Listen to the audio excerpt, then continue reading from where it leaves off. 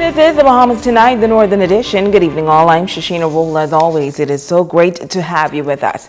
Topping news this evening, Grand Bahamas' leading tourism official is expressing optimism despite the adverse impact of Hurricane Matthew on this northern island. Tonight, the director of the Ministry of Tourism takes a critical look at this vital sector post-Hurricane Matthew and their plans ahead. The island of Grand Bahama is slowly returning to a state of normalcy after one of the worst storms hit the island back in October of last year. Director of Tourism Betty Bethel giving an update on the current state of the island's tourism sector during the Grand Bahama Chamber of Commerce's monthly meeting.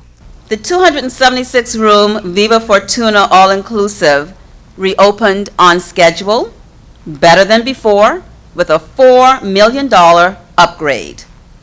Recent occupancies have been in the 90% and higher.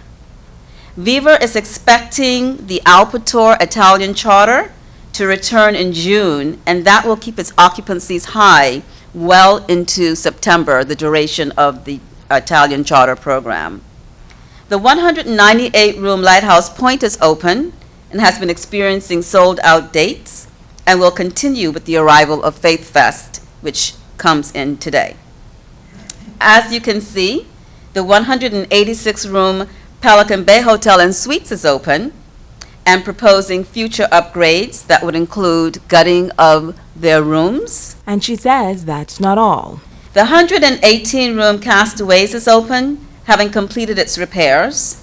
The 198-unit Island Seas is open. The 70-room Old Bahama Bay Marina Resort in West End is open. The 65-unit Ocean Reef is open, as well as the 32-room Blue Marlin Cove in the West is open. And the 31-room Bell Channel Inn is also open. But Bethel admits that the tourism sector has suffered a major blow. Airlift to the destination has been impacted.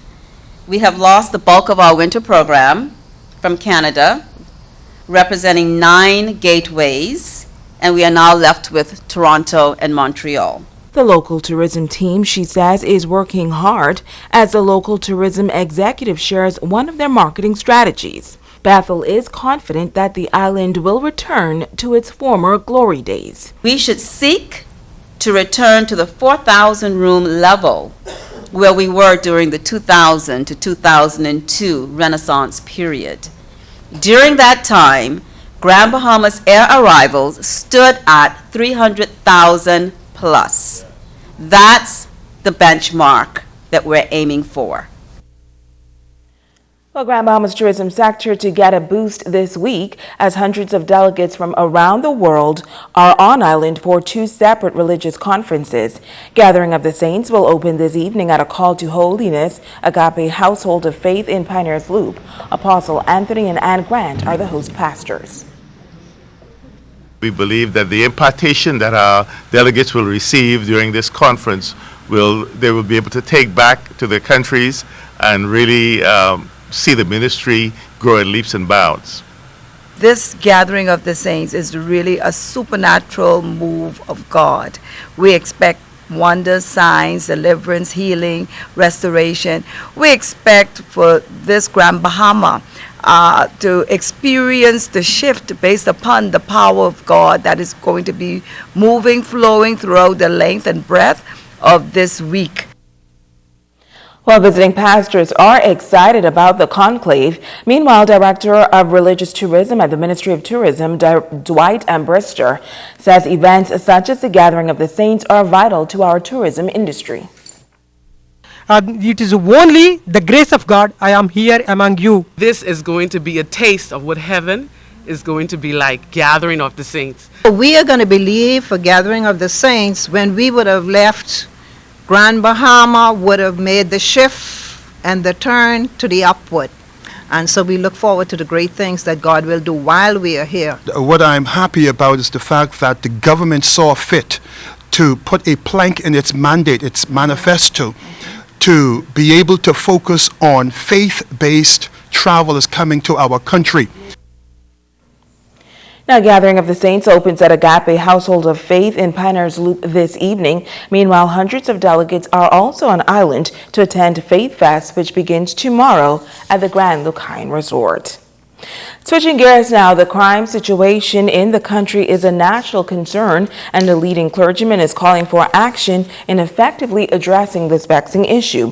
The appeal coming at a special religious service held by the governing Progressive Liberal Party on Grand Bahama. Joan Davis-Roll reports. It is one of the country's most critical issues, a major concern outlined during the official address by the pastor of the Jubilee Cathedral, Bishop Godfrey Williams, during a special praise and thanksgiving service held by the Progressive Liberal Party, the issue of crime. Bishop Williams stated that crime which transcends party politics impacts every Bahamian because one way or the other, our lives are being touched. And we all will agree that crime is not a political issue. It is a community concern right now. The education starts from the home. We need to thank God for the effort that was made so far, as I said, with the ankle bracelet. The CATV cameras all over the place and all of that, but again, we certainly thank God for that, your effort. But still we're dealing with the crime. The leading religious leader stated that more must be done to stem the tide of crime. Whenever I see one young man laying in the road in a pool of blood, and then later two going to prison, it does something to me. I feel guilty every time a young man lose his life because the enemy is trying to weed out or kill out the seed. And so it is all of our responsibility. Yeah, we lay it on the government, but all of us got to play our parts. The nation's leader, the Prime Minister, the Right Honorable Perry Christie, also weighed in on the issue. He stated that we as a people must continue to uphold Christian principles. Do not forget to always look to the hills, from whence cometh our strength. Do not forget to remember those powerful verses that make you say that if we continue to be faithful in our beliefs, God will support us. Joan Davis-Roll, ZNS Network News.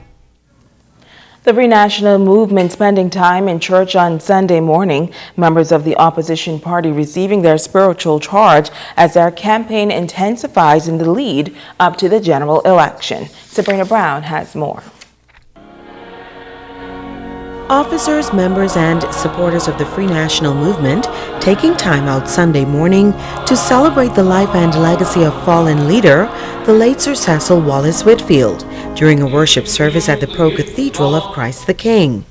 Rector Archdeacon Harry Bain admonished the FNM to stay focused on the issues as they move ahead with their election campaign. There are tons of issues. There's a catalog of issues that we are faced with. Some of them very, very serious, but all very important issues. So candidates, no mudslinging and talking bad about the other side or the other sides. Archdeacon Bain also cautioned FNMs to be true to their word as they go about soliciting votes. The religious leader is calling for a peaceful election process. We should be able to live in peace and harmony together. We're one people. So we need to straighten up and fly right. We want a peaceful campaign season. And we want it to be done in decency and order. Leader of the FNM, Dr. Hubert Minnis, echoing the call for a peaceful general election. As we are now in the election season, there are many who would attempt to taunt you from both sides. And I ask that we not be tempted. We are one Bahamian, one group of people and we must respect each other. That is democracy. An individual has a right to his or her decision. That must be respected. Dr. Minnis is appealing to all Bahamians to not let politics divide us as a people. We must act in a non-violent, respectable manner throughout the season, because at the end, we must remember that we are still neighbors, we are still Bahamian, and we have one goal: to build a better nation. Sabrina Brown, ZNS Network News. Stay with us, there's more news right after this.